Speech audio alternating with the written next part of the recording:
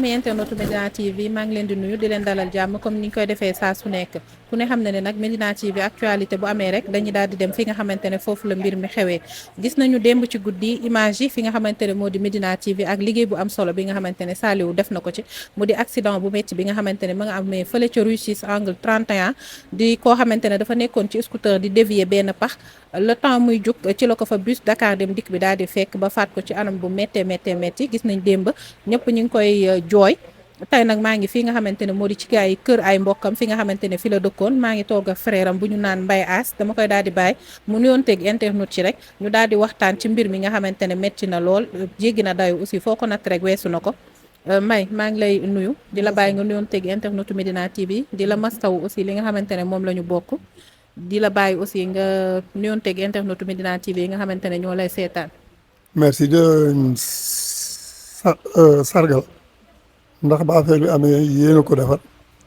dugal ko ci réseau yi ba ñëpp gis ko loolu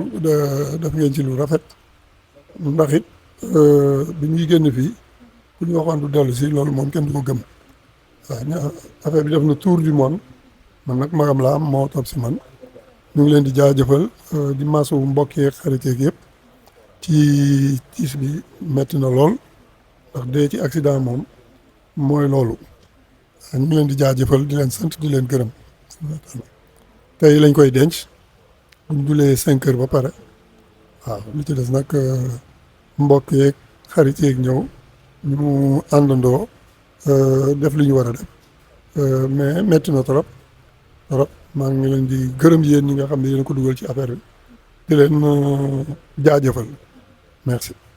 mbir mi ni mu doyee mu nekk mbir mu doy waar comme niñ ko waxee témoins oculaires yi nga xamante ne ñoo jiitu sur place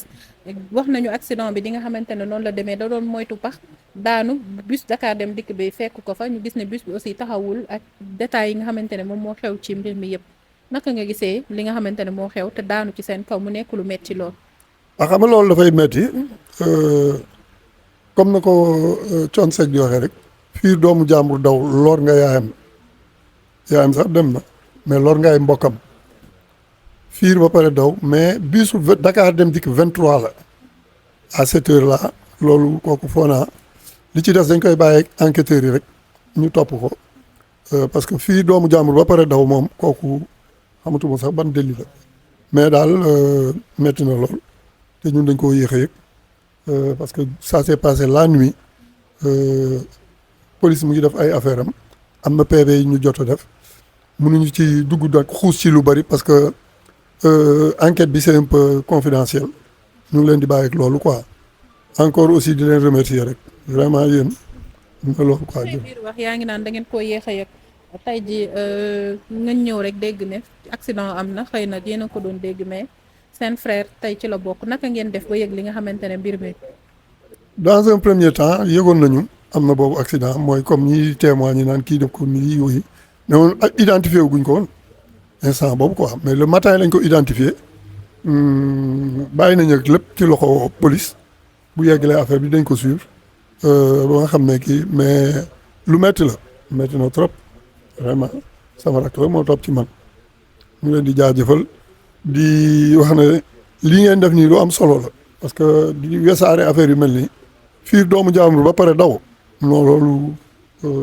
mun nañ concevoir lu nekk lu loolu boo demoon sax nga ni dañu bañ a toj bus bi nga gaare ba pare jëlaat taxi ñëw police point E xam nga police wu Médina dinañ xam ne rendre nga mais ba léegi ñëwul il faut que les autorités prennent des mesures idoines par rapport à ça fii doomu jàmbur daw c'est pas possible mun nag j'ai pas le mot à que justice se fasse et puis c'est tout merci. dañu mën a wax ci aji dem gi tey âge am ak bàyyi na fi soxna bàyyi na fi njaboot. waaw jotuloon am soxna il avait 61 ans amuloon soxna amuloon doom. ndeysaan mu nekk lu metti ñu gis ne da doon doxi soxlaan parce que ñu bari koo gis ci témoignage yi ngi naan tey ji kilifa la woon responsable la woon xëy na mi ngi yoroon 2 roues mais nekk responsable ak di ci bàyyi xel moo waxaloon mu doon moytu yenn déviation yi ba li ko ci fekk démb fekk ko ci. xam nga yooyu xale yi di daw léegi daf fi bari et c'est un risque il faut que autorités yi jël ci ay mesures yu bari lii moom ku nekk am na ñoo xam ne da ngay yéeg seen moto yóbbu ma fii ñu naan fuy foofu xam nga ça devient grave waxatuma la ak moto buy def nii excès de vitesse bi am biir Médina yenn saa yi day xaw a métti daal mais daal li ma mën a wax ba wax daal mooy na ci nit ñi jël ay mesures on fait appel à toutes les autorités pour que justice soit faite par rapport à ça. ñu gis ne lanceur d'alerte la woon doon na jël lu bari ci ay lu jagadi ci koñ yi wala dara. mu jël ko di ko partager ci réseau yi ku ko miin sax ci loolu nga ko miinee ku ko ràññee ci loolu nga ko ràññee comme li xew ci mairie yi ak yooyu gis nañ ne lanceur d'alerte la woon. moom nee na maire bénévole loolu daan wax maire bénévole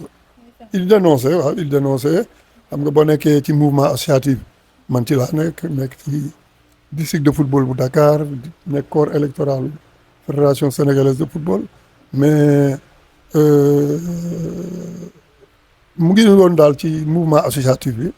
waaw doon koo xam ne aussi jullite woon la ndax kër gi ñi fi jàng alxuraan daara la woon fële ci ginnaaw dafa bari bokkoon na ci ñi ci gën a xarañ waaw chaque jour waxtu du ko raw koy ñaanal yàlla mu taas ko ci barkeem jaay nabi Mustafa mu xare ko àjjana yërëm ko te yéexam waaw. kàddu ngeen mujjee weccante démb est-ce que démb gisante ngeen.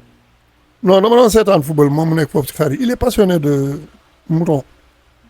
mooy match boobu Espagne Cap-Vert bi mu paree dégg mu tëj foofu aw ni dem c'est revenu comme ça benn kàddu mu ngi doon kii rek may toog di seetaan ba mu génn waaye vraiment métti na loolu jotuñu échange benn kàddu mais xam naa ne mu ngi woon foofu di defar ay affaire am xar yeeg affaire yooyu passionné la woon si ci yooyu aussi ok merci ñoo ko bokk yàlla na leen yàlla fay yiw yàlla bindal tiyaab. gis ne mbir mi doy na waar mais li ko gën a tax a doy waar mooy ki ko fiir dafa daw gis na yeneen bus nag yi doon ñëw taxaw nañu bi taxaw na du ma cité ak yeneen bus yi nga xamante ne taxaw nañu gis nañ population aussi médinois bi yëpp a génn kenn desul boo gisee image yaa ngi gis ne Médina ñëpp a génn